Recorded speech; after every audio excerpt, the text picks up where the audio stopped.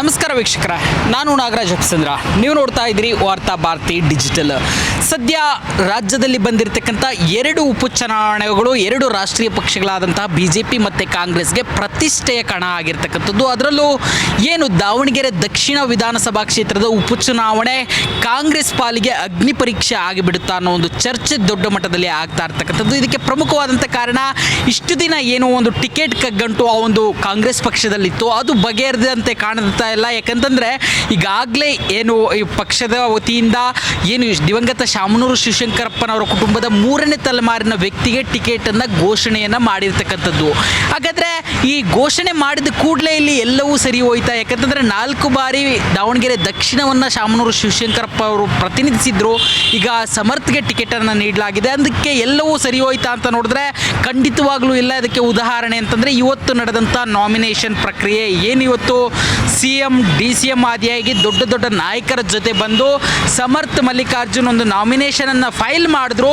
ಇಲ್ಲಿ ಬಹುಮುಖ್ಯವಾಗಿ ಕಾಣಿಸಿದ್ದು ರಾಜ್ಯದ ಅಲ್ಪಸಂಖ್ಯಾತ ಪ್ರಮುಖ ನಾಯಕರೆಲ್ಲರೂ ಸಹ ಈ ಒಂದು ನಾಮಿನೇಷನ್ ಫೈಲ್ಗೆ ಗೈರಾಗಿದ್ದು. ಎಸ್, ನಾನು ಏನು ಹೇಳ್ತಾ ಇದ್ದೀನಿ ಅಂತಂದರೆ, ಯಾಕೆ ದಾವಣಗೆರೆ ದಕ್ಷಿಣದಲ್ಲಿ ಬಹುಪಾಲು ಮತದಾರರನ್ನ ಹೊಂದಿರತಕ್ಕಂಥ ಅಲ್ಪಸಂಖ್ಯಾತರಿರುವಂಥ ಜಾಗದಲ್ಲಿ ಇಲ್ಲಿಗೆ ಸಾಮಾನ್ಯವಾಗಿ ಜಮೀರ್ ಅಹಮದ್ ಖಾನ್ ಬರಬೇಕಾಗಿತ್ತು, ರಿಜ್ವಾನ್ ಅರ್ಷದ್ ಬರಬೇಕಾಗಿತ್ತು, CMಗಳ ಒಂದು ರಾಜಕೀಯ ಕಾರ್ಯದರ್ಶಿ ಆಗಿರ್ತಕ್ಕಂಥ ನಸೀರ್ ಸಾಬ್ ಬರಬೇಕಾಗಿತ್ತು.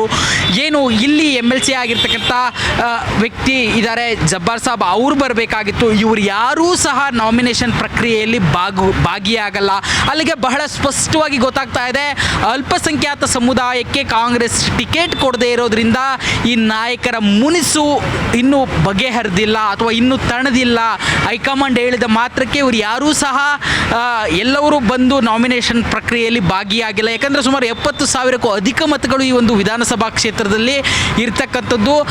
ಈ ನಿಟ್ಟಿನಲ್ಲಿ ಅಲ್ಪಸಂಖ್ಯಾತ ರಾಜ್ಯ ಮಟ್ಟದ ನಾಯಕರೇ ಬರದೆ ಕೇವಲ ಬ್ಲಾಕ್ ಕಾಂಗ್ರೆಸ್ ಅಧ್ಯಕ್ಷರನ್ನು ಇಟ್ಕೊಂಡು ಇವತ್ತು ಕಾಂಗ್ರೆಸ್ ನಾಮಿನೇಷನ್ ಫೈಲ್ ಮಾಡಿರ್ತಕ್ಕಂಥದ್ದು ಎಲ್ಲೋ ಒಂದು ಕಡೆ ಇದು ಒಂದು ದೊಡ್ಡ ಹಿನ್ನಡೆಯನ್ನು ಉಂಟು ಮಾಡಿದ್ರೆ, ಎರಡನೆಯದಾಗಿ ಈ ಒಂದು ನಾಮಿನೇಷನ್ಗೆ ಸಂಬಂಧಿಸಿದಂತೆ ಏನು ಬಂಡಾಯ ಅಭ್ಯರ್ಥಿಯಾಗಿ ಕಣಕ್ಕಿಳಿದಿದ್ದಾರೆ ಸಾದಿಕ್ ಪೈಲ್ವಾನ್, ಅವರು ಬಹಳ ಸ್ಪಷ್ಟವಾಗಿ ಹೇಳ್ತಾರೆ, ನಾನು ಯಾವುದೇ ಕಾರಣಕ್ಕೂ ಸ್ಪರ್ಧೆಯಿಂದ ಹಿಂದೆ ಇಳಿಯೋದಿಲ್ಲ ಅಥವಾ ಹಿಂದಿರುಗೋದಿಲ್ಲ. ಚುನಾವಣೆಗೆ ಸಂಬಂಧಿಸಿದಂತೆ B.Pharm ಕೊಟ್ಟಿಲ್ಲ ಕಾಂಗ್ರೆಸ್ ನನಗೆ, ನಾನು ನಾಮಿನೇಷನ್ ಫೈಲನ್ನು ಮಾಡಿದ್ದೀನಿ, ಗೆಲ್ತೀನಿ ಅನ್ನೋ ಹೇಳ್ತಾ ಇರ್ತಕ್ಕಂಥದ್ದು. ಒಂದು ಕಡೆ CM ಮತ್ತು DCM ಹೇಳ್ತಾರೆ, ನಾವು ಕೂತು ಮಾತಾಡ್ತೀವಿ, ಎಲ್ಲವೂ ಸರಿ ಹೋಗುತ್ತೆ ಅಂತಂತೇಳಿ. ಆದರೆ ಅದು ಆ ಮಾತುಗಳು, ಆ ಒಂದು ವಿಚಾರ, CM ಮತ್ತು DCM ನೀಡಿರ್ತಕ್ಕಂಥ ಭರವಸೆ ಫೀಲ್ಡಲ್ಲಿ ಇಲ್ಲಿ ವಿಧಾನಸಭಾ ಕ್ಷೇತ್ರದಲ್ಲಿ ಆಗ್ತಾ ಇರ್ತಕ್ಕಂಥ ಬೆಳವಣಿಗೆಗಳು ಪ್ರತಿನಿಧಿಸ್ತಾ ಇಲ್ಲ. ಯಾಕಂದರೆ ಒಂದು ಕಡೆ ಬಂಡಾಯ ಅಭ್ಯರ್ಥಿ ನಾನು ನಾಮಿನೇಷನ್ ಹಿಂದೆ ತಗೊಳ್ಳಲ್ಲ ಅಂತಾರೆ, ಮತ್ತೊಂದು ಕಡೆ ಅಲ್ಪಸಂಖ್ಯಾತ ನಾಯಕರು ಯಾರೂ ಸಹ ನಾಮಿನೇಷನ್ ಮಾಡೋದಕ್ಕೆ ಬಂದಿಲ್ಲ. ಈ ಎಲ್ಲ ಬೆಳವಣಿಗೆಗಳನ್ನು ನೋಡ್ತಾ ಇದ್ದರೆ ಏನು ಒಂದು ದೊಡ್ಡ ಮತ ಬ್ಯಾಂಕ್ ಇದೆ ಇಲ್ಲಿ, ನಮಗೆ ಅಲ್ಪಸಂಖ್ಯಾತರ ಒಂದು ದೊಡ್ಡ ಮತ ಬ್ಯಾಂಕ್ ಅಂತಂತೇಳಿ ದಾವಣಗೆರೆ ದಕ್ಷಿಣದಲ್ಲಿ ಪರಿಗಣಿಸಲಾಗ್ತಾ ಇತ್ತು. ಈ ಒಂದು ನಡೆಯಿಂದಾಗಿ ಮತ್ತೆ ಮಲ್ಲಿಕಾರ್ಜುನ್ ಅವರ ಕುಟುಂಬ ಅಥವಾ ಶಾಮನೂರು ಅವರ ಕುಟುಂಬಕ್ಕೆ ಟಿಕೆಟ್ ಕೊಟ್ಟಿರೋದ್ರಿಂದ ಇಲ್ಲಿ ಅಲ್ಪಸಂಖ್ಯಾತರ ಮತಗಳು ಬ್ಯಾಕ್ ಫೈರ್ ಆಗುವ ಎಲ್ಲ ಸಾಧ್ಯತೆ ಸದ್ಯಕ್ಕೆ ಕಾಂಗ್ರೆಸ್ಗೆ ಇರ್ತಕ್ಕಂಥದ್ದು. ಆದರೆ ಇನ್ನು ಕೆಲ ದಿನಗಳ ಬಾಕಿ ಇದೆ ಚುನಾವಣೆಗೆ.